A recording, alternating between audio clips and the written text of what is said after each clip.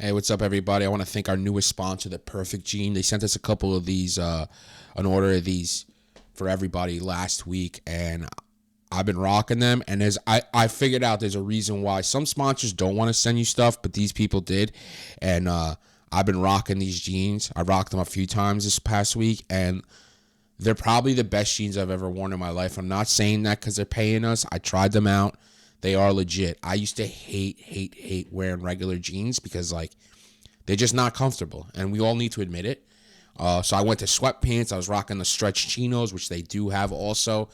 I'm going to go back to rocking jeans, I think, with the Perfect Jean. I bought 2 other pairs, too, with my own money. We used our promo code, which is House15 for 15% off. But honestly, it's incredible. There's a part in this video where the guys are doing lunges and the ladies are checking them out. I don't know if it's because of the jean, but I have found that women were checking me out more and more over the last week. I don't know what that is. Maybe it's the way I carry myself, or maybe it's my gait, or maybe it's the Perfect Gene, or maybe it's all 3 combined. I don't know. But check it out.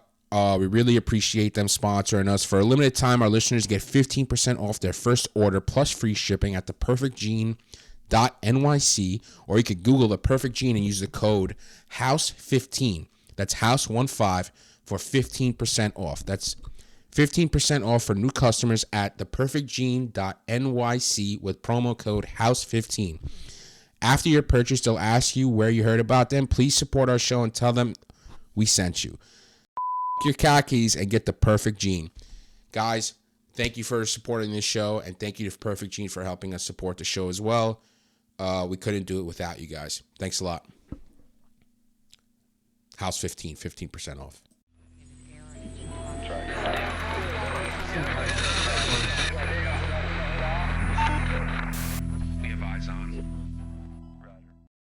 Hey everybody, welcome to another episode of Eyes On Geopolitics. We changed the name up a little bit, so it's better to find on YouTube and everywhere else. So don't forget to like and subscribe there. I'm joined today with Mick Mulroy, Andy Milburn. A lot cooking since we last talked.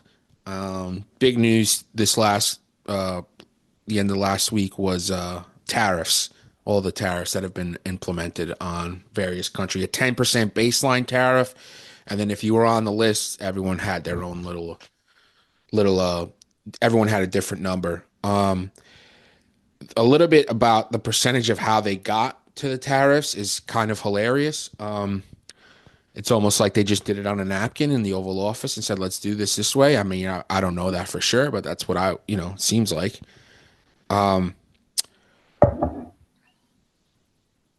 What was I going to say? Oh, the one little thing that I noticed was no Russia in the tariffs. And before everyone says, oh, we don't really do trade with Russia, we do $3 billion a year in trade with Russia. So still, even while this Ukraine war is going on and sanctions are high. So guys, I know you guys aren't economists, but what are your thoughts on what's happening with the tariffs? You guys decide first. Let's go first. All right. I'll go for it, Andy. Yeah, Mick, go ahead. All right. Well, I'll start with the fact that I'm not an economist nor a financial analyst. So I'm going to pose my statements in the form of a question because, the old Socratic thing, because they're truly questions.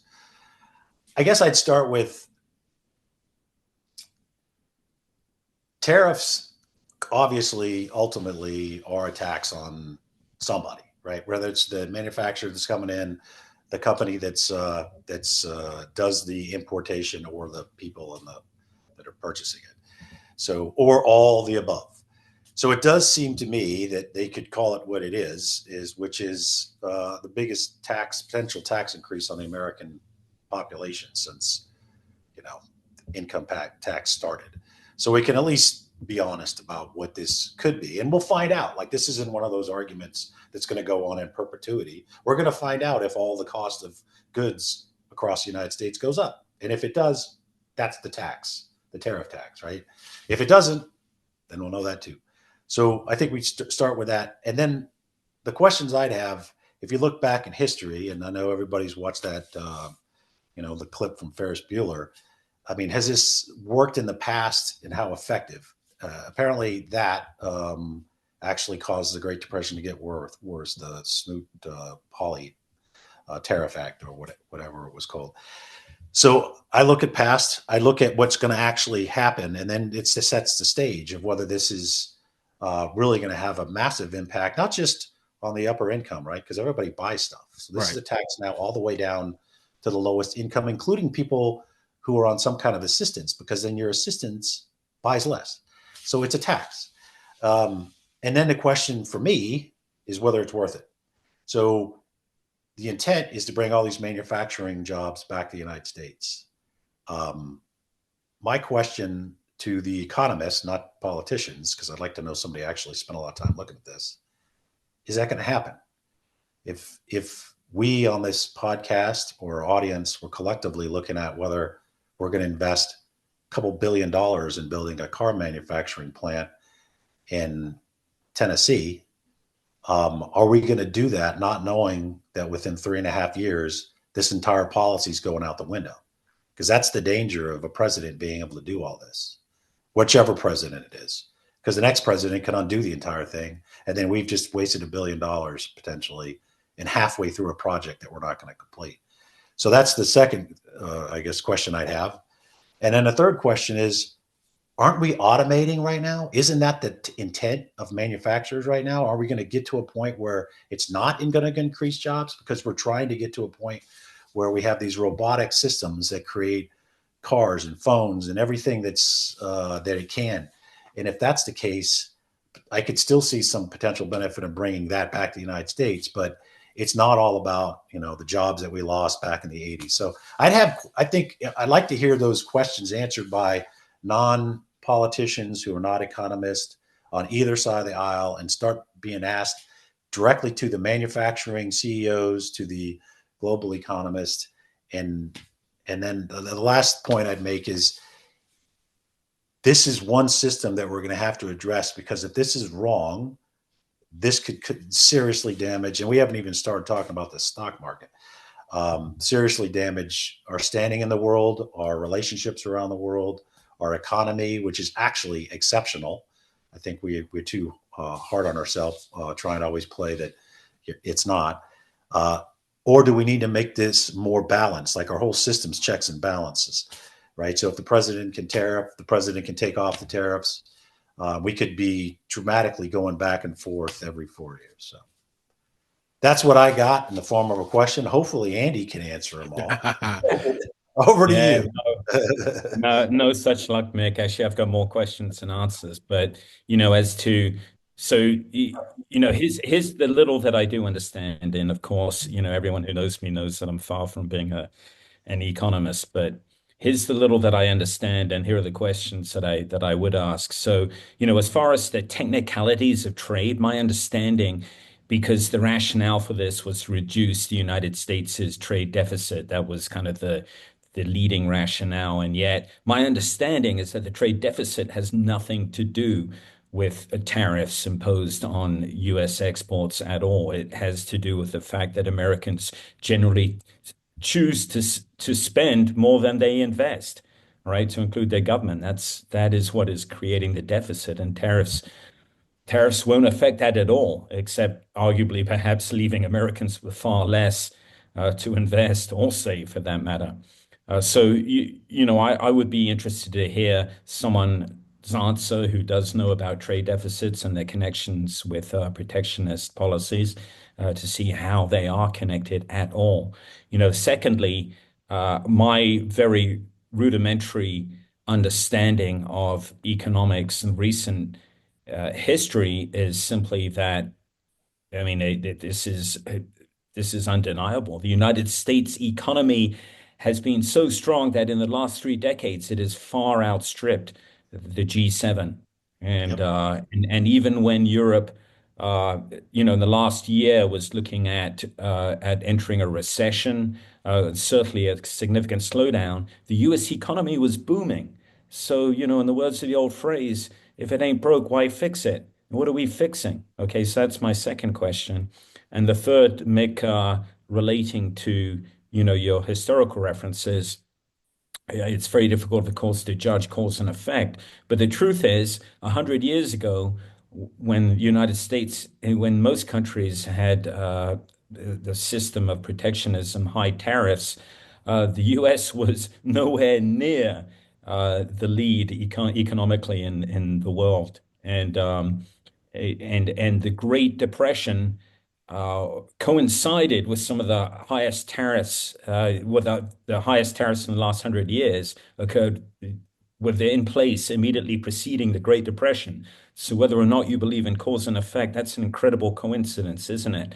And it's only in the last 80 years where repeated rounds of trade talks in the aftermath of the Second World War have led incrementally to the lowering of tariffs around the world that you've seen the global economy rise. Okay, so whether or not you're interested in proving cause and effect, that's again a remarkable coincidence. So I would ask, why are we ignoring all of this history?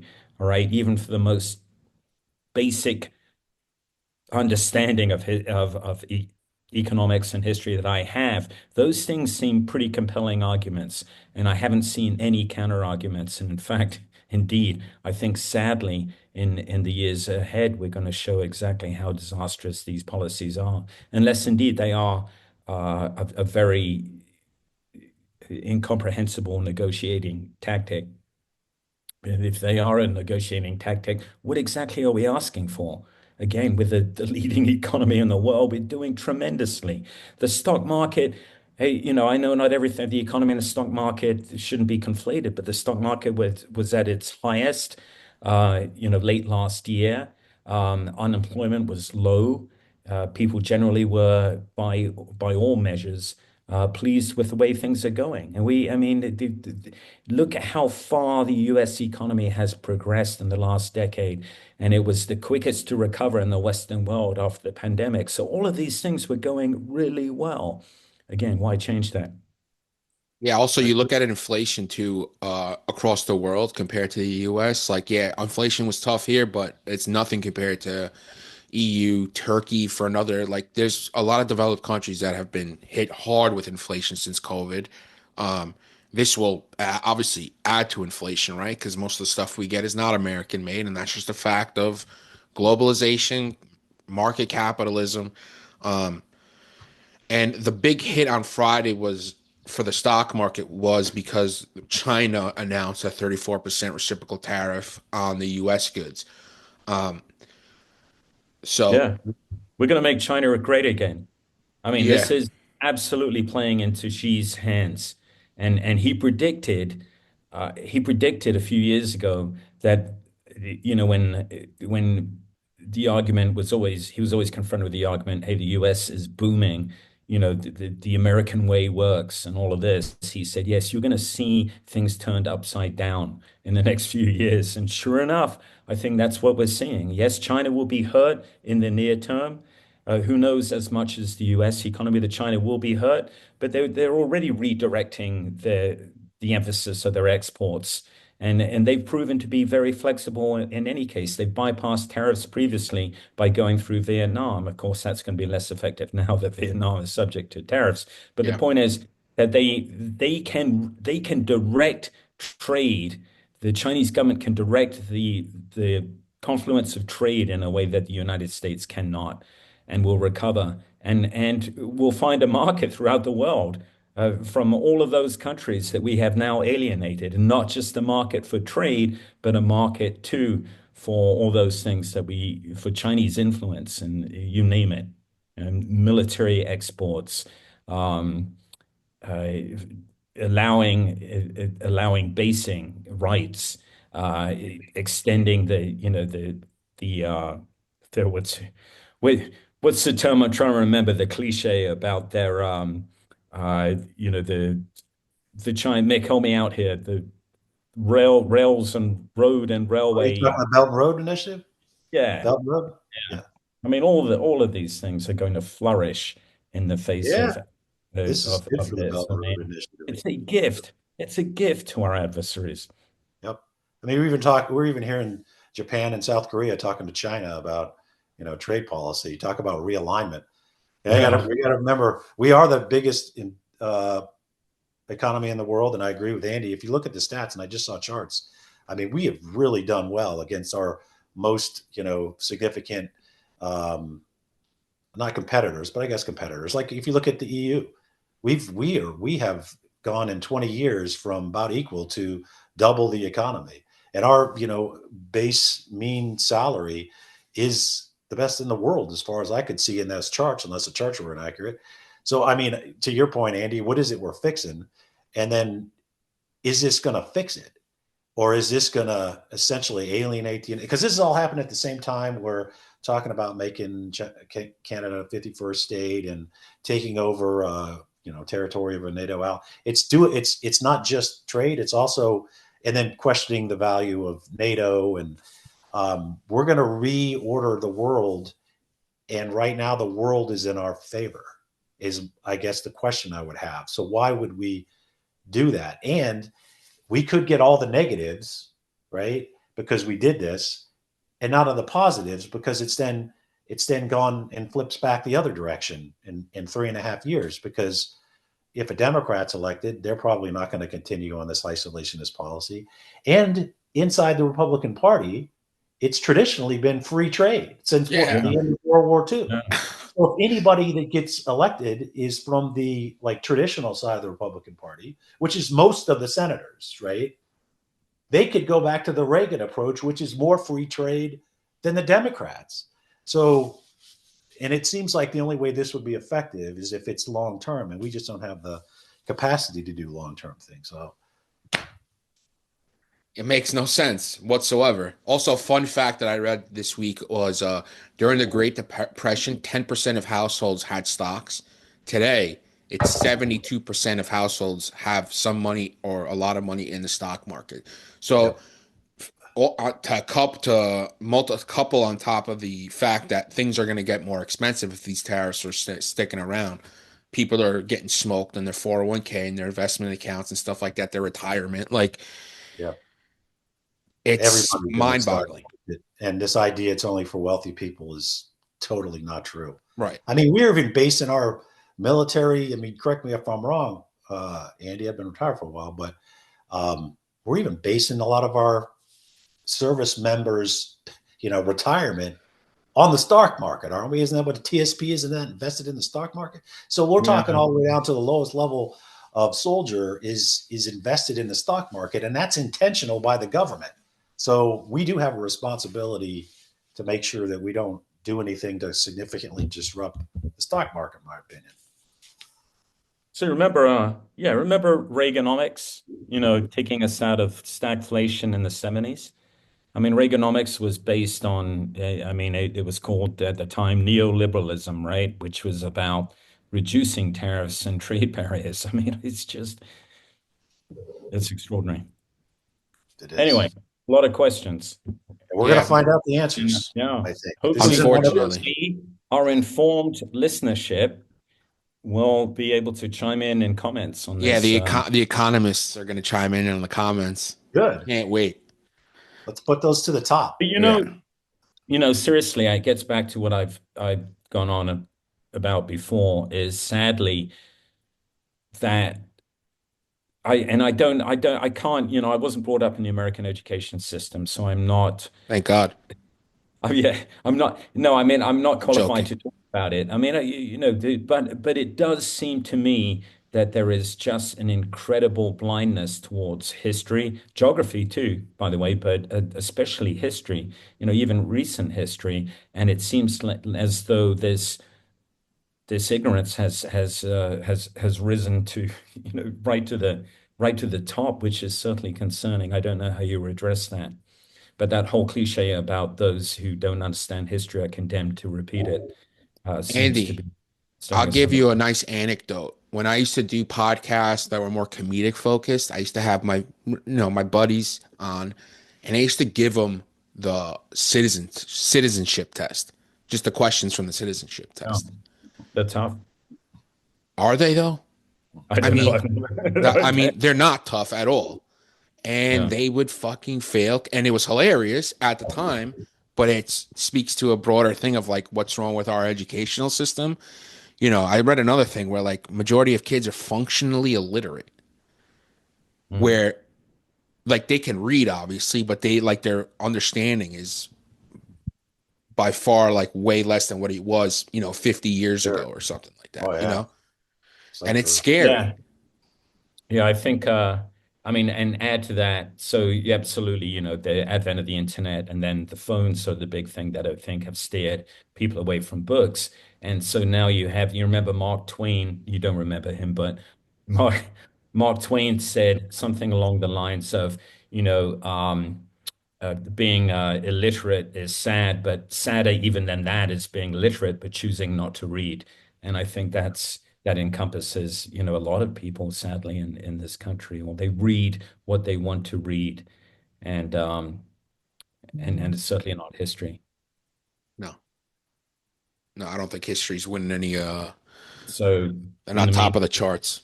in the meantime, I suppose we're all, stashing dollar bill notes or bars of gold into our mattresses and just hunkering down to for the storm. There's a very sad component to this, and that is it touches on what Mick was talking about, the promise to return manufacturing to the United States.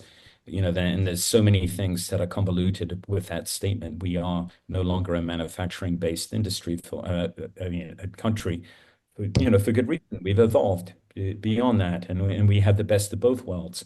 But this promise to return manufacturing and coupled with lack of education in many of the areas that were the sources of U.S. manufacturing, this promise has been believed, but it's very difficult to imagine, you name it, the steel industry or the not manufacturing, but coal mining or all of these things coming back to be viable industries within the U.S. simply because we are isolating ourselves from the world. I mean, there doesn't seem to be a logical correlation here, and I think a lot of people are going to be not just disappointed, but really, really hurt financially. Yeah, and if you saw the recent interview with Bill Gates, I mean, this is a guy who obviously knows technology and the potential of how it's going to evolve. And he's talking about just how we're going to automate almost everything we do in society, from building a house to being a physician. So we got to really look at that and whether we are trying to get back to a time that doesn't exist anymore, where people work in factories and we build things by our hands. There's people who know where this is going. I don't think it's a mystery. I think a lot of the automation's already occurred. I mean, I was just talking to somebody who was in a Tesla plant, and he's like, they're already building this thing pretty much with robots. So if that's where we're going, that doesn't mean we don't want that to be in the United States, I don't think. Right. But it's still a question of we're trying to get back to a time that essentially doesn't exist anymore, and nor will it. So we need some economists, we need some futurists, we need some engineers to start weighing in on, I think, policy, because right now it's people who, and in some cases, people who are supporting this that spent their entire, decades and decades long career saying the exact opposite. Reaganomics, right? Right. Free trade. I mean, they've been saying. I mean, most of the people in the Senate have been around for a long time, Yeah, both sides of the aisle, unfortunately. Yeah. and now they're either not saying anything or they're saying the opposite of what they supported for decades. So it takes, as far as the way I see it, it takes them off of being a person that we should rely on. We should talk to people who actually know the industry, know how it's evolving, and know whether this is going to work, even if it's the best case scenario that it's effective. It's like trying to Yeah. turn a tanker going 40 knots like completely around. Like it's not going to happen. It's going to cost trillions of dollars to bring manufacturing and build factories and do all that back in the United States. How are you going to do that when your stock market's in the shitter and there's no capital to spend? Who's going to pay for it? The Where's your government? market? Right. Overseas? Right. Exactly. They're already, I mean, you name it. Any country in the world can import things now manufactured elsewhere at a cheaper price than we can do in the United States. I mean, yeah. So, even us bumbling novice economists can have pointed to multiple flaws in this. And it make, last thing I'll say, I don't know if it's the last thing I'll say. That's up to D. I don't mean to make it sound so final, but on this topic, and I think it's an important one, is where is the GOP in the Senate, right? I mean, that is we even use that term, the Senate. It's synonymous with kind of wise advice, right? Something from Roman times, and that is where our elder statesmen are in the positive use of the term, and they're supposed to be a steady hand, all right, there for and as a constitutional bulwark against the executive perhaps getting out of bounds. And we're still waiting to see any kind of coherent opposition from the Senate, not even opposition guidance. But sadly, some of the prominent names there seem to be more concerned with re-election and holding on to their seats than with really providing value to the country. It's one of those times where you have to ask, where is John McCain, for instance, right? And I'm not, I get it. There's probably people out there who hate John McCain, but the point is, you could always rely on him, right, to criticize policy that he regarded as being dumb, regardless of where it was coming from. Well, there is a bit of We some. don't seem to have anyone quite like him, right? Yeah, the Senate did vote on the Canadian tariffs, like trying to block them, and a couple of Republicans did break ranks. Rand Paul being one, and four others, Mitch McConnell and a couple other people. But they're well aware that it's not going to go to the House. The House is not going to bring it up for a vote to at least block even the Canadian tariffs, and that's just Canadian tariffs, not tariffs top to bottom. You're not wrong, Andy. And like, I'll be real. I mean, I like John McCain. I'm not a huge fan of like the Senate, obviously, or like politicians in general. But yeah, you would think some people would step up because like their constituents are going to feel the crunch, whether it's in the markets from their 401ks or to the grocery store or when you're ordering something on Amazon, whatever the case may be. Your day to day. I mean, I saw a thing. It's $4,000 a year for an average family. That's real deal money that they probably don't have. Yep. And cool fact, or maybe not cool, but a fact I just looked up because I heard this before. Senate comes from senex, which is an old term for old man. So that's apt. Yeah. Yeah. Roll there. Yeah. Yeah. Yeah. So, I mean, maybe we'll get an economist on to actually give us some real facts. I mean, but it doesn't take, you don't have to go over to the London School of Economics to, really have a grasp of what's going on. Moving on now, National Security Council has been a bit of an upheaval, some firings and stuff like that.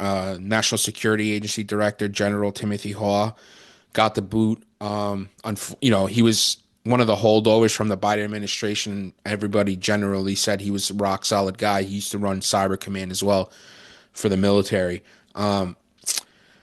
This comes a day after far right conspiracy theorist Laura Loomer had a meeting with Trump in the White House, running her mouth and going on about people who are disloyal to the president. And then you saw the next day, I think about 6 people got fired. I don't know the names of the rest of them. I know more than that. More than that. Yeah. What are your guys' thoughts on that? NSA, obviously a very important position. When I say NSA, National Security Agency, agency director. Yes. So a couple of things to point out. The appointments of people to these significant 4-star commands isn't supposed to be political at all. It's supposed to be the opposite. The uniformed military is not supposed to be tied to a political party and certainly not loyal to a politician. That's just from the time you're a private or a lieutenant to you're a sergeant major or 4-star general. I think everybody knows this, but I'll have to say it. It's the loyalty to the Constitution. So fidelity to your oath to the Constitution. So they're picked, in my experience, for their competence as military leaders. And they should remain in place if they were competent in the first place, regardless of who is the commander in chief. Now, yes, as a lot of people point out, the president gets to pick that. That's true, but having the right to do so and making and whether it is right is two different things, right? You could fire the president and commander in chief could fire every officer in the military, and obviously that's not right. So, and I don't know General Hope. I would say everything about him sounds like he was the right person for the job and was an exceptional officer. So this is, I don't think, the kind of moves you'd like to see. And I know obviously a lot of Republicans on the Hill, and with few exceptions, I've heard anybody disagree with that. The other part, of course, is the NSC. The NSC is supposed to be where the fusion of policy comes together. And there are appointees, there are political appointees, but there's also detailees, people who simply come from the different agencies and departments because they have to make this work, they have to represent, and they are the continuity. So if everybody switches out in the NSC every time there's a election in 4 years, then the continuity is damaged substantially. And our long-term policy objectives that don't change because they're the interest of the United States are damaged, at least with the knowledge and how and who and all that stuff. So there's a reason we have detailees at the NSC, and that's it. And that's that's a common belief that this consistency with detailees is very beneficial to the long-term U.S. national security objectives.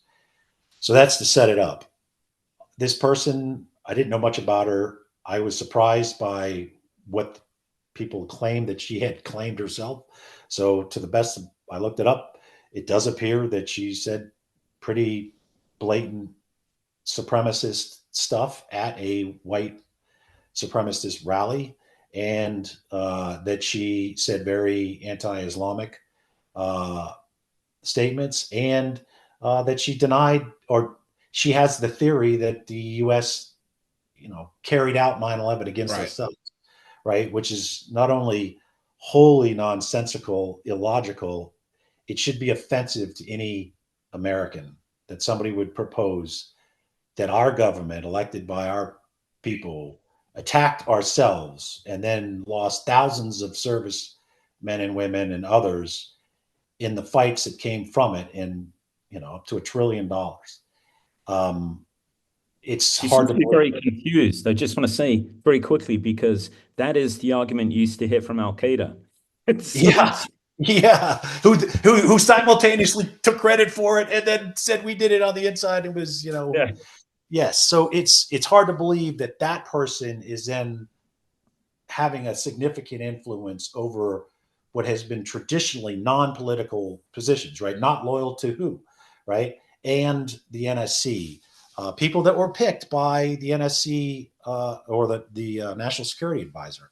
So this has seriously undercut the National Security Advisor. It is against all tradition, both sides of the aisle, and it's really hard to believe that somebody who admittedly said these things and has no experience that I could see in national security has this big of an influence. It's really shocking that more people haven't said the obvious. It's surprising when you talk. I guess it isn't surprising when you talk to people, because I go brief people on the Hill, and you say one thing, and then the cameras turn off and gone. But I don't know any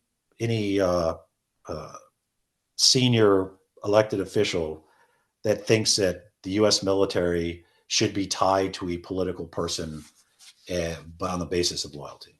I'll leave it there. To them, Andy?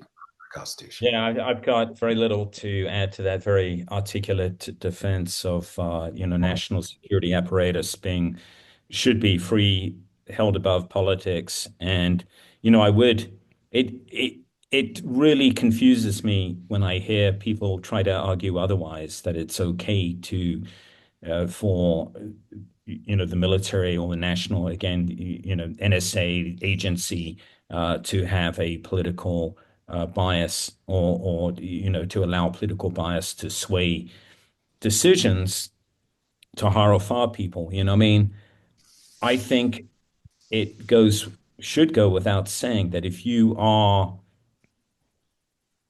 in the military, you hold a military rank, or a rank indeed, aside from the director of these agencies, which of course are political appointees, but beneath that, if you're going to be fired, it should be for a question of performance or a question of conduct, right?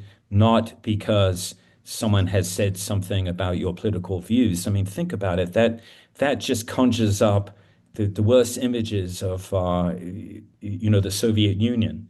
And people have, by the way, are throwing back and forth the term Orwellian. And as one of the people who's actually read 1984 several times, I do encourage our literate audience, which Dee tells me is a minority of our audience, but nevertheless, our literate audience to reread that book or watch the movie because you're going to see some very astounding parallels. Mm-hmm. Good point. All right.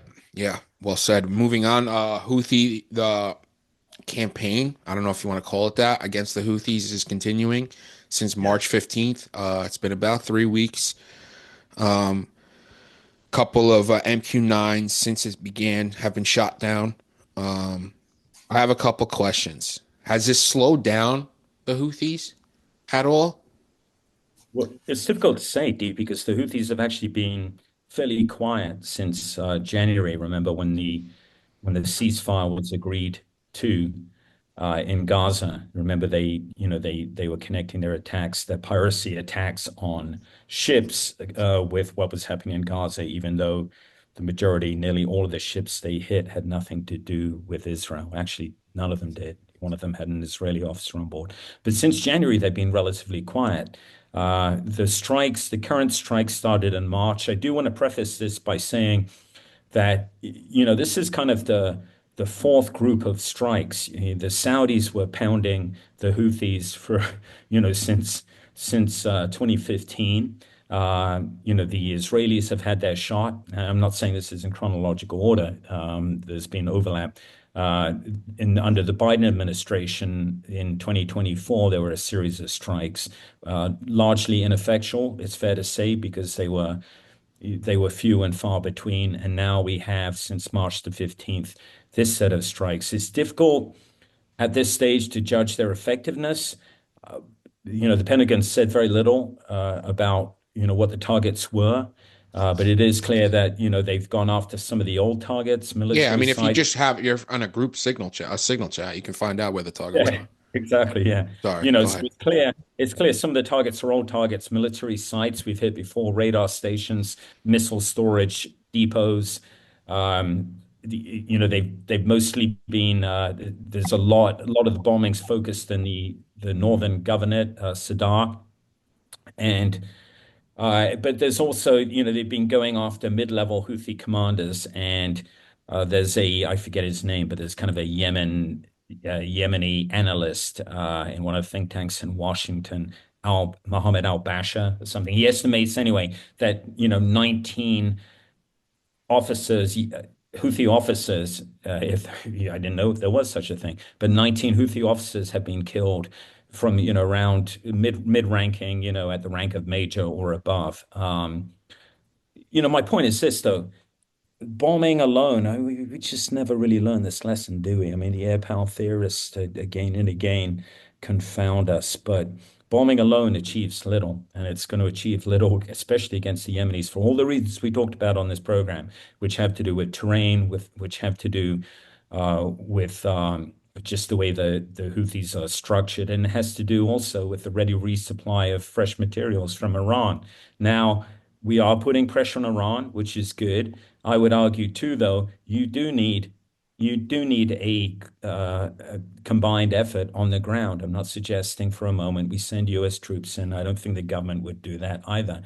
But certainly, here's where special forces come into play. I'm not saying that we do that work as special forces, but doing what we do by, with, and through raising or working with existing anti-Houthi Yemeni militias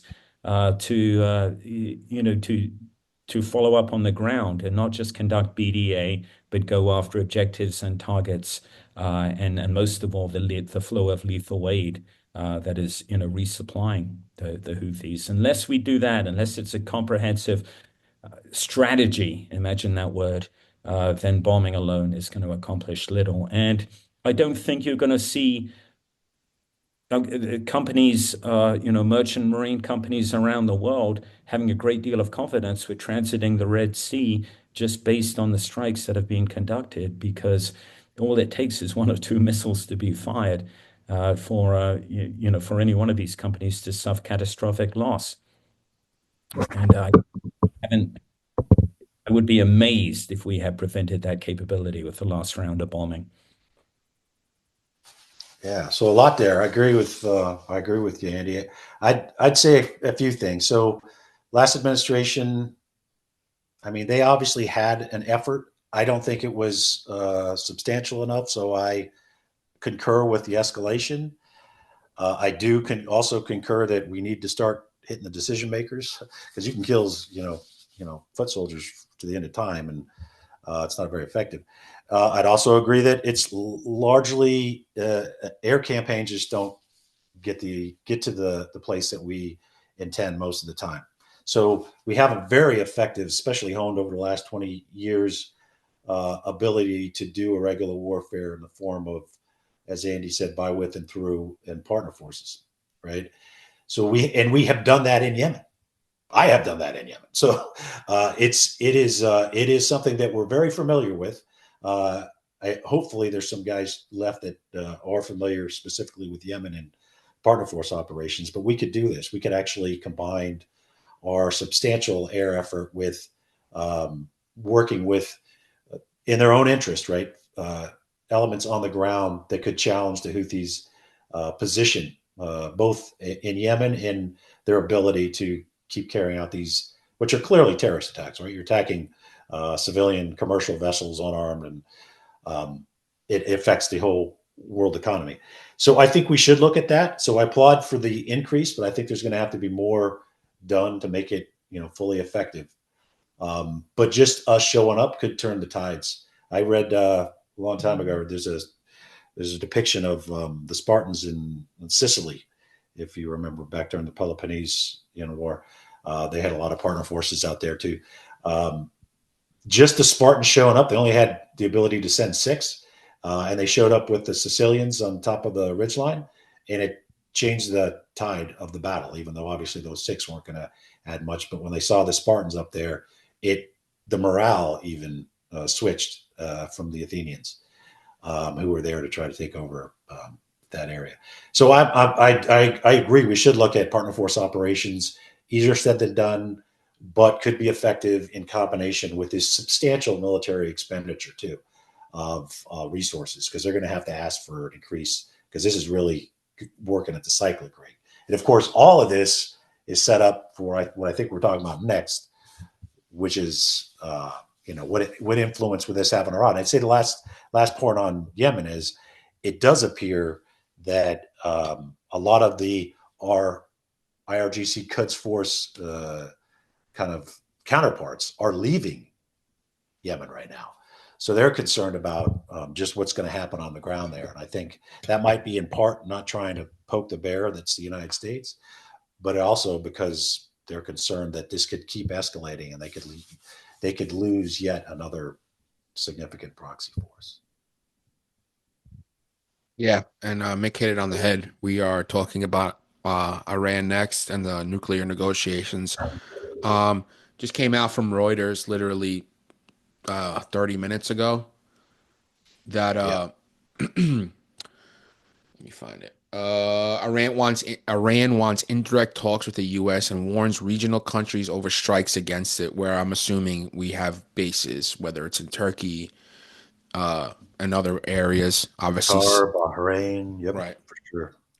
I saw a little thing that there was a little bit of the Trump administration did kind of seem a little bit receptive to indirect talks, even though that was a red line a couple weeks before that.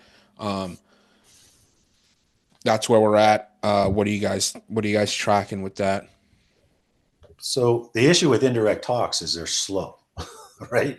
They're really slow, and there's a lot of miscommunication. We can see all this with the negotiations, right, for ceasefire in Gaza.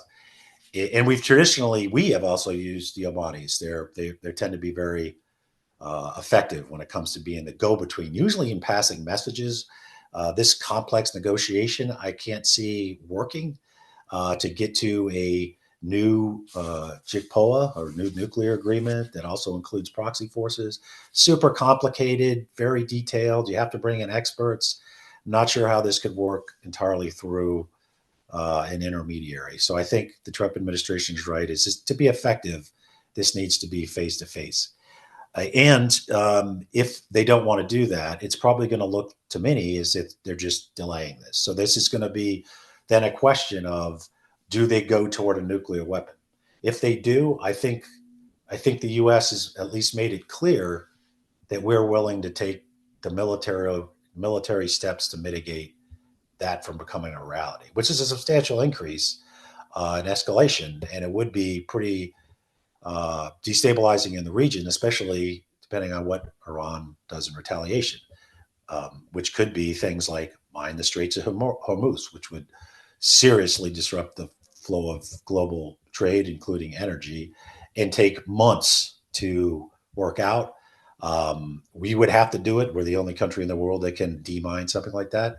And then it's up to commercial insurance companies whether they're going to insure, whether we got all the mines, right? So, and we won't know. So they have a, and I'm not saying this is a reason I do it, but we have to look at, what Iran could do in retaliation. But it looks like from our force posture that we are preparing to have that capacity in place by mid-April, including air and missile defenses at these key bases you already referenced, D, and the airlift necessary to drop the types of munitions, these massive ordnance penetrators, GBU 57 Alphas and Bravos, to be able to do this. So we are headed toward that. I think we would all be better off if Iran came to the negotiation table. They're talking about they can't be forced by, bravado. I would just point out that a newspaper in Tehran supported the idea of killing President Trump. So when they want to talk bravado, I don't think they have a lot to hold on there. I think we should just drop all the bravado and get to the negotiation table and start talking behind the scenes and not doing everything in public, which is mostly posture. Mick, do you think that we can do anything long term do you think we still have the ability militarily to affect the long-term ability of Iran to create nuclear weapons? That's a damn good question, Andy. So we have the only military capability that I think has a chance at Fordow, for example, is mostly underground, mostly very difficult, but also Natanz and Asfaron. There's more, right? There's several more. So we have the capacity to degrade it. I think it's essentially going to be setting the program back. So it's not going to be a one and done. We're not like, oh, that's all done and they're never going to do it. And this is just the ones we know about. We don't know what we don't know. So we have to be, I think, very upfront with the chances of success, right? Because it's not a guarantee. We're the only ones that I think they can actually have a chance, but it's not a guarantee.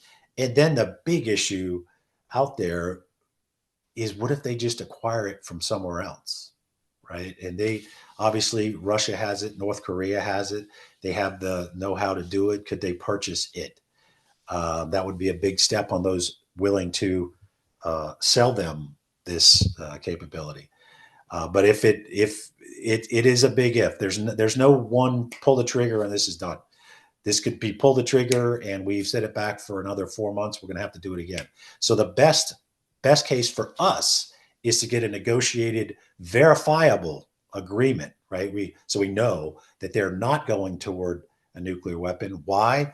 Because they're going to have major sanctions relief, if not complete sanctions relief, so that their economy and their people can start joining the rest of the world economy. If it's, hopefully it's still around, to go back to our beginning. But that's better for us.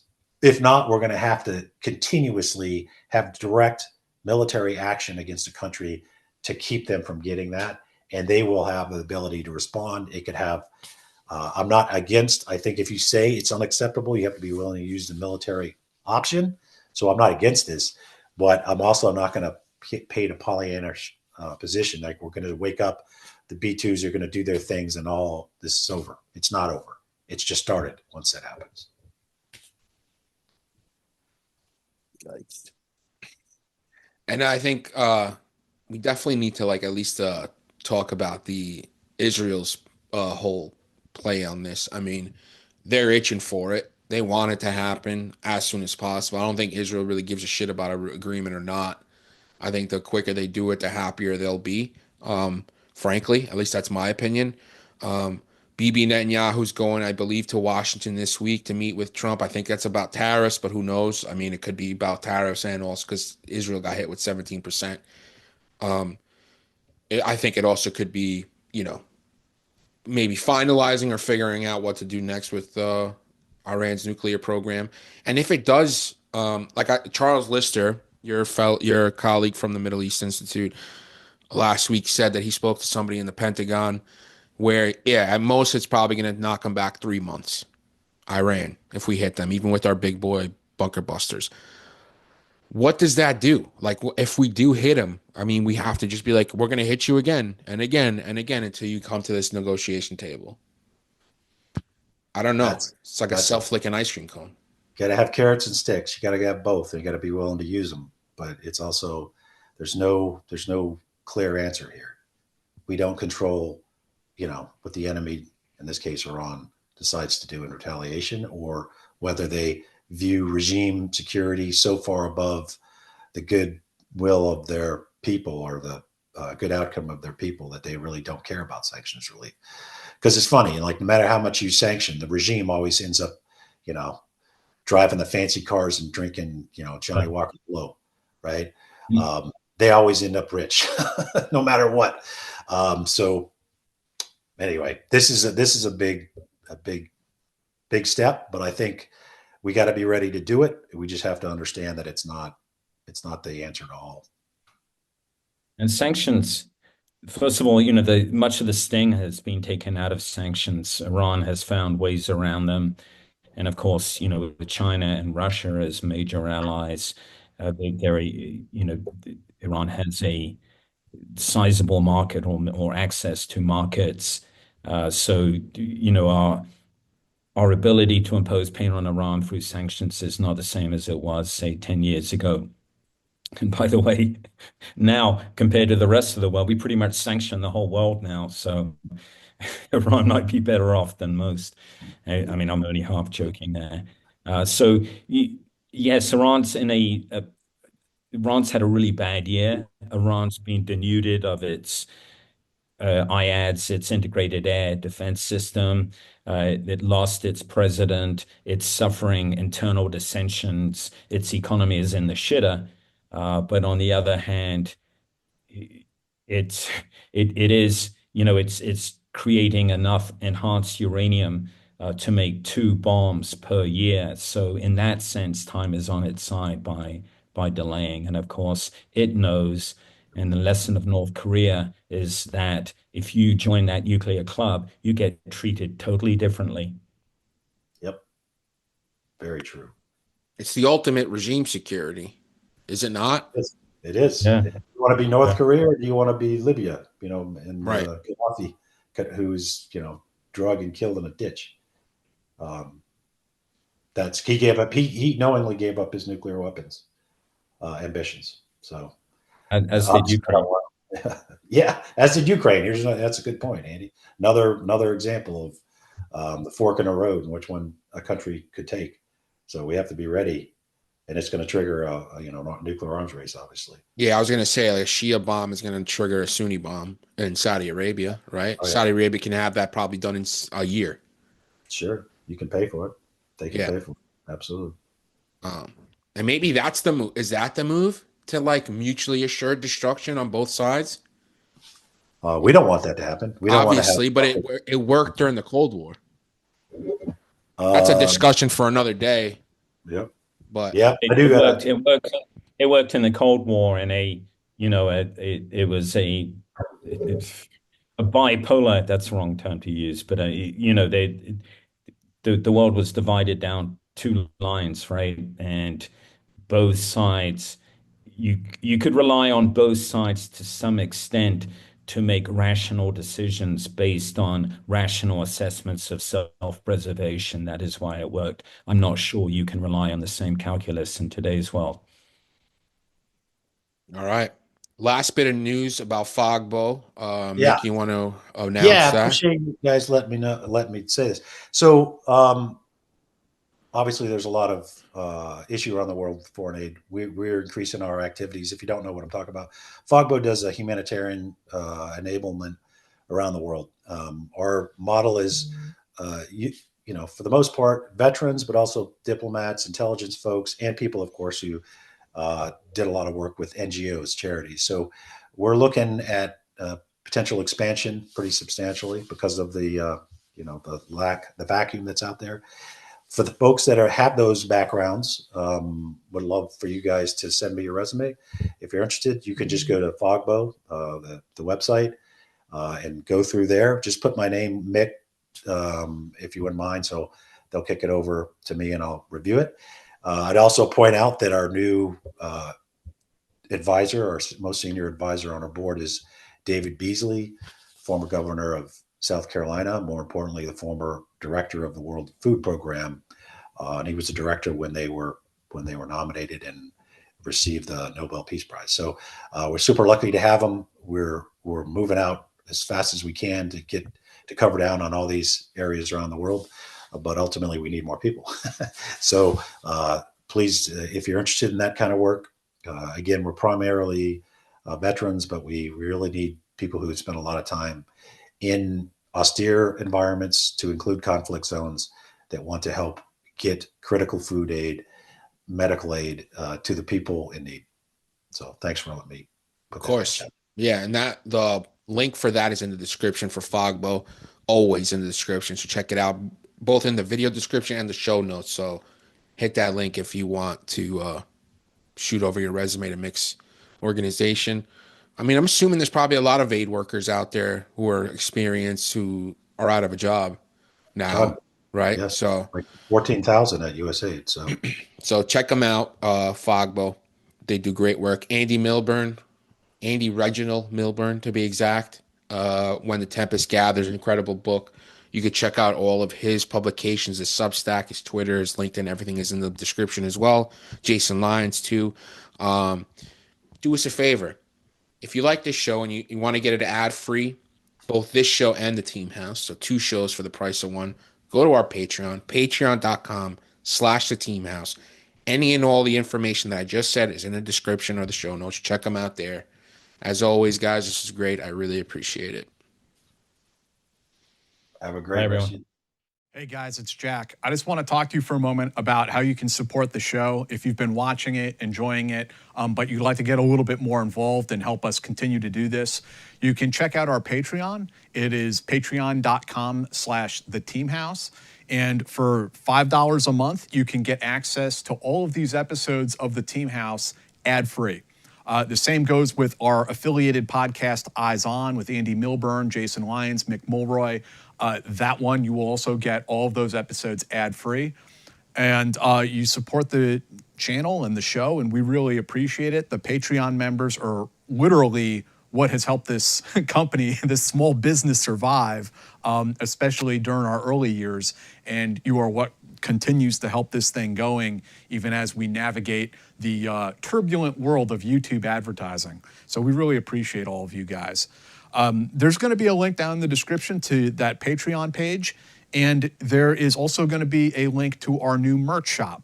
So if you guys want to go and get some Team House merchandise, we got stickers, and we also have patches. And I should mention, if you sign up for Patreon at $10 a month, we will mail you this patch as well. So we really appreciate that. But they're also for sale on the merch shop. And additionally, they got t-shirts up there, water bottles, a tote bag, coffee mugs, all that good stuff. So please go and check them out and support the show. We really appreciate it, guys. Thank you.